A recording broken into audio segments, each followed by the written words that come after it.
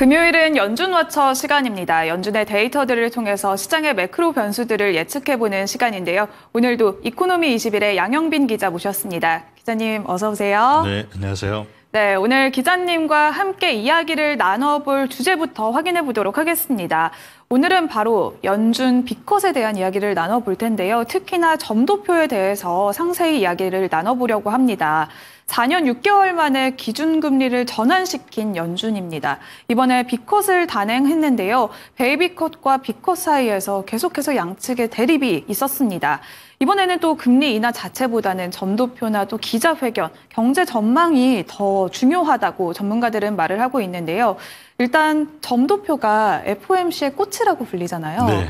하지만 점도표를 어떻게 봐야 되는지 네. 저도 잘 모르기도 하고 네. 조금 헷갈리시는 분들이 많으실 것 같아요. 점도표는 어떻게 읽어야 하는지 먼저 기자님께 여쭤볼게요. 네, 점도표는 이제 연준 위원들이 네. 뭐 나름대로 투표를 해서 기준 금리가 얼마가 됐으면 좋겠다 이렇게 얘기하는 거고요.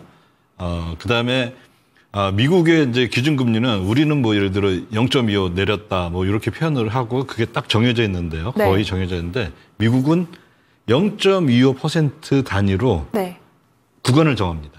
그러니까 예를 들어 이번에는 5%로 정한다가 아니라 네. 5%에서 5.25 사이에서 이 기준금리가 형성되게 할 거다 이런 식으로 해요. 네. 그럼 그거를 말을 하기가 매번 하기가 귀찮잖아요. 네. 그러니까 둘 사이에 평균을 내면은 예를 들어 5하고 5.25면은 5.125잖아요. 네.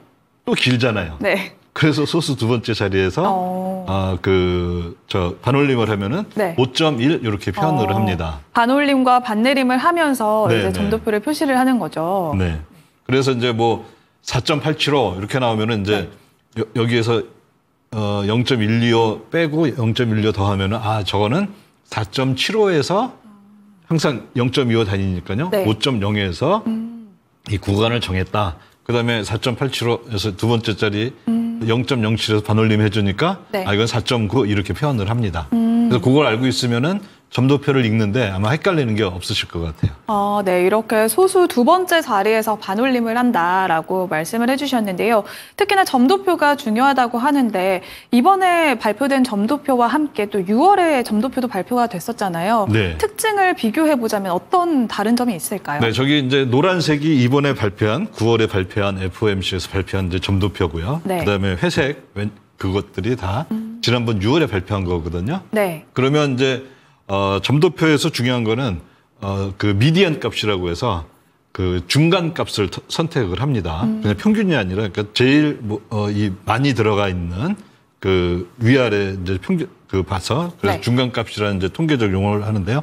그리고 6월에는 2024년 연말까지 기준금리가 얼마라고 될 거라고 봤냐면은 지금 잘 안 보이시겠지만 5.125니까 5.1이라고 표현을 했어요. 네. 다시 말하자면 5에서 5.25 사이에서 결정되겠다 이렇게 이제 얘기를 했거든요. 네. 그럼 그 당시 수준으로서는 뭐냐면은 그 당시가 5.25에서 5.5였으니까 한 번 인하하는 거였어요. 네. 그런데 이번에 이제 발표한 거는 얼마가 됐었냐면은 4.25에서 4.5.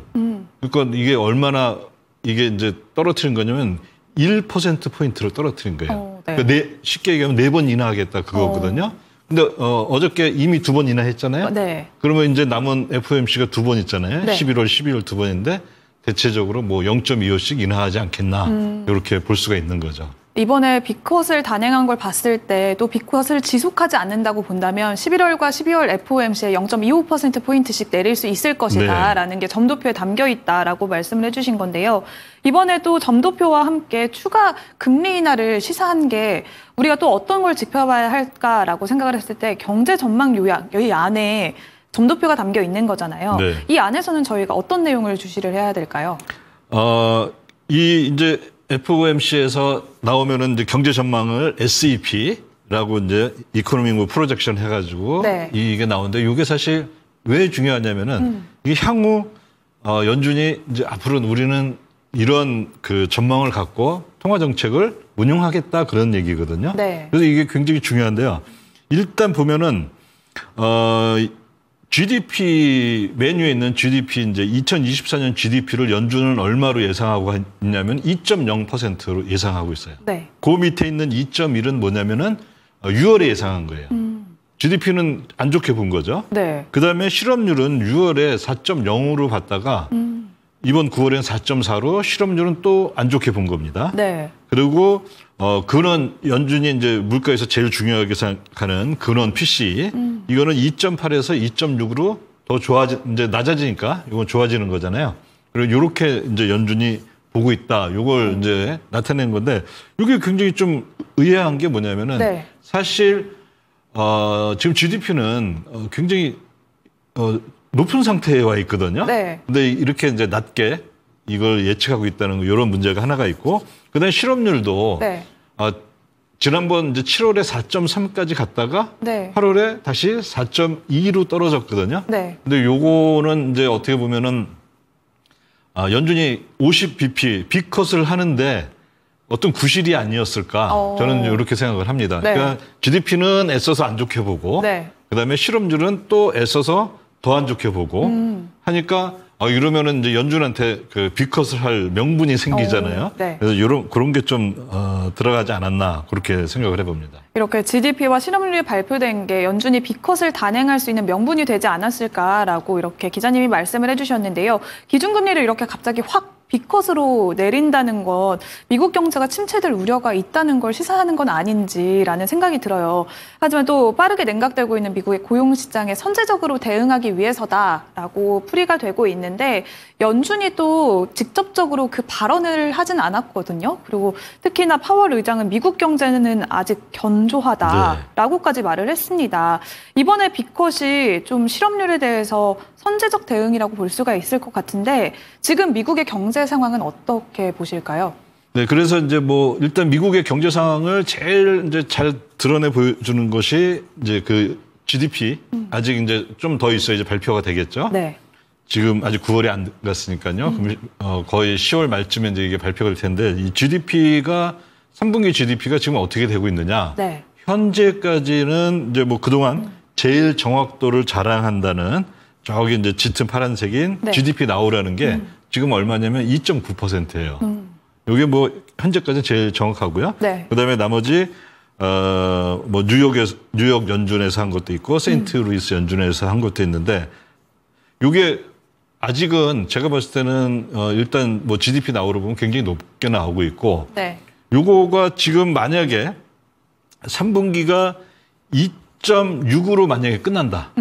그렇다면은 지난 4분기 이후 이번 3분기까지 1년이죠. 네. 성장률은 2.6%가 됩니다. 네. 굉장히 높게 나오는 거예요. 아까 우리가 봤듯이 SEP에서 본 연준의 예상은 얼마였냐면 2.0%였거든요.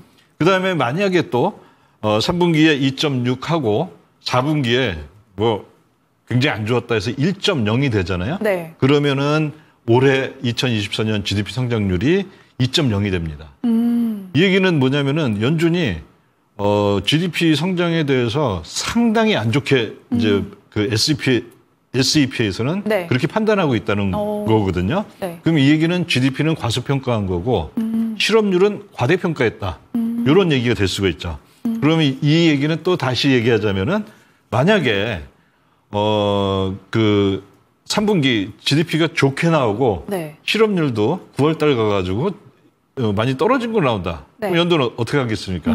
다시 올려야 되나요? 네. 근데 이게 낙장불입이잖아요. 네. 일수불태고. 네. 그렇게 되면은 11월, 12월에 인하를 아예 안 할 수도 있는, 왜냐하면 지금 너무 많이 했기 때문에 네. 그런 이제 문제가 생기게 됩니다. 3분기 GDP가 2.6으로 나온다면 연준의 예상을 크게 웃도는 그렇죠. 수치이기 때문에 네.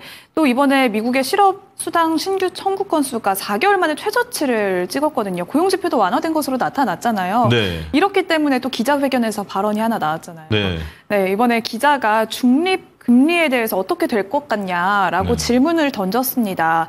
이번에 또 중립금리라는 발언에 주시를 하고 있는데 중립금리는 무엇이고 또 어떻게 될 거라고 보실까요? 그러니까 이제 중립금리는 누구도 본 적은 없습니다.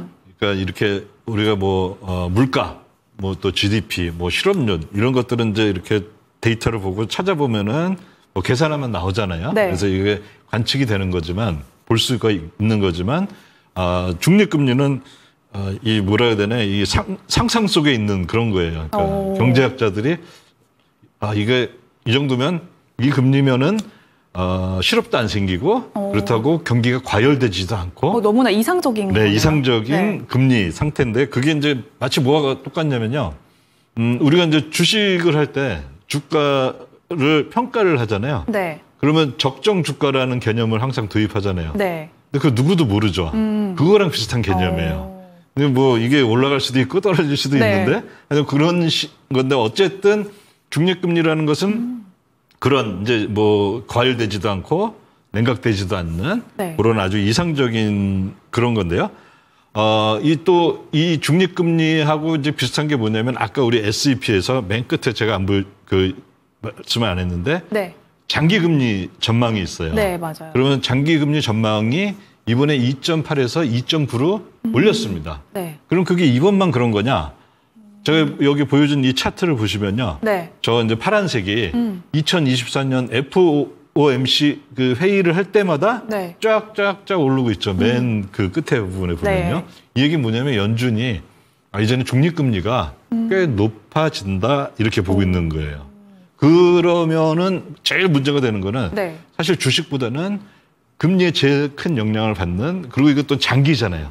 그러니까 대체적으로 10년물 국채 의 수익률에 영향을 많이 받게 됩니다. 네. 그래서 어제 이제 주가가 많이 오르고 했는데도 10년물 국채 수익률이 오히려 올랐는데 네. 그거의 이제 가장 큰 이유가 이게 장기 금리가 오르니까 네. 그거에 맞춰주려면 그 10년물도 같이 어느 정도 올라줘야 되는 그런 것 때문에 이제 그런 일이 벌어지지 않았나 그렇게 이제 한번 생각을 해봅니다. 그다음에 밑에 빨간 거는 뭐냐면은 네. 중립금리는 보통 실질금리로 나타내거든요. 네. 그리고 실질금리라는 것은 명목 그냥 보통 얘기하는 금리에서 인플레이션을 뺀 건데 지금 장기 목표는 연준의 장기 목표는 2%잖아요. 네. 그래서 그냥 2% 그대로 뺀 값인 거예요.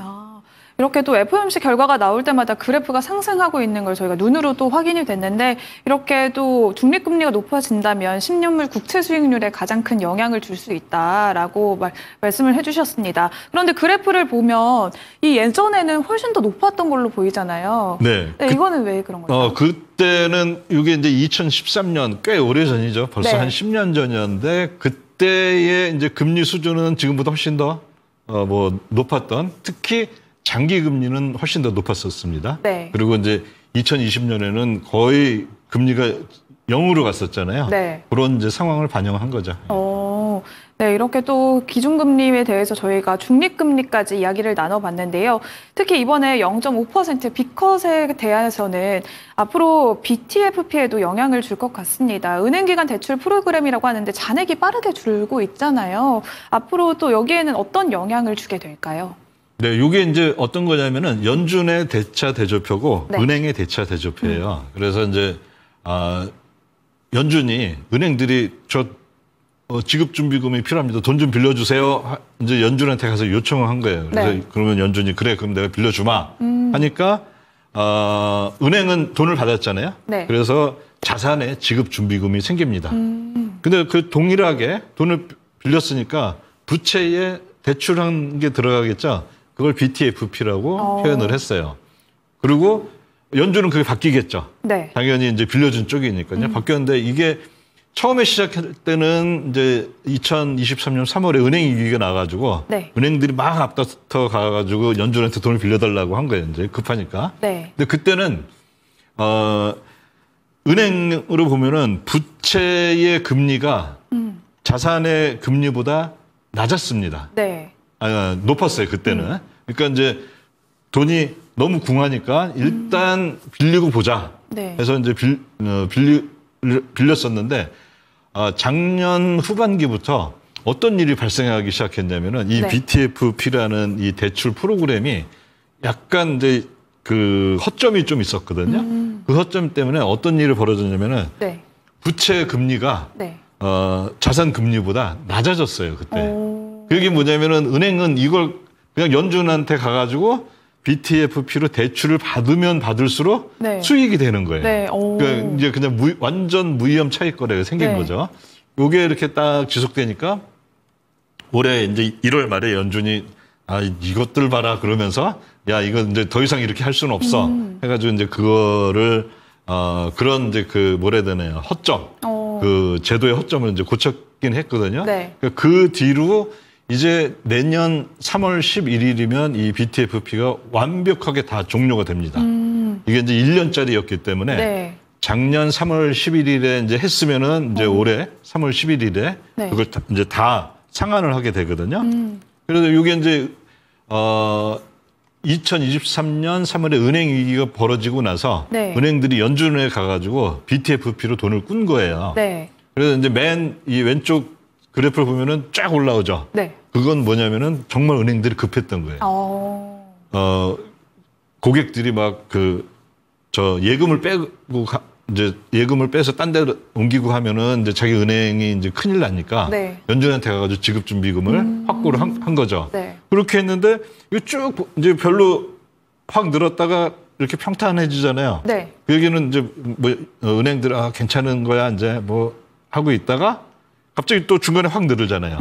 저게 뭐냐면 그 바로 허점이 생기기 시작한 지점입니다. 네. 그때 최대 한 0.4%포인트까지 1년 기준으로 네. 그 정도 수익이 났었어요. 그러니까 갑자기 중간에 확 올라오죠. 네. 그리고 이제 눈치 보니까 또 이렇게 있다가 올해 1월 말에 연준이 이런 거 이제 좀 그만하자 이렇게 이제 딱 하니까 또 그 부분만 확 줄어들죠. 네. 그러면 이제 지금 남아 있는 거는 뭐냐면은 정말 돈이 급했던 은행들이 아직까지 남아 있다 이렇게 판단할 수가 있죠. 정말 자금 조달이 시급했던 은행들의 잔액만 남아 있다라고 보면 될 것 같은데요. 내년 3월에 또 종료가 되잖아요. 네. 네. 그럼 앞으로는 어떻게 보면 돼요? 그래서 이제 최근 흐름을 보면은 네. 주당 대략 5억 달러, 8억 달러씩 아주 조금씩 줄었어요. 이 BTFP가 이제 그러니까 어떤 은행들은 이제 이제 더 이상 필요 없어 하고 이제 갚은 은행도 있고 했는데 네. 이렇게 보면 굉장히 조금씩 주는데요. 저 이제 동그라미를 보면은 네. 바로 이번 18일 그 수요일이었죠. 수요일 날 확 줄었어요. 네. 물론 여기에서 보기에는 좀 작지만요. 평균 한 뭐 대략 6억 달러 정도 이렇게 감소를 했는데 그날은 29억 달러가 줄었습니다. 엄청 많이 줄었네요. 그 얘기는 뭐냐면은 네. 이 사람들은 이제 이게 BTFP로 돈을 빌렸는데 네. 그 금리가 이제는 연준이 0.5%를 인하를 했잖아요. 네. 그 금리가 높아진 거예요. 그러니까 예전에는 금리의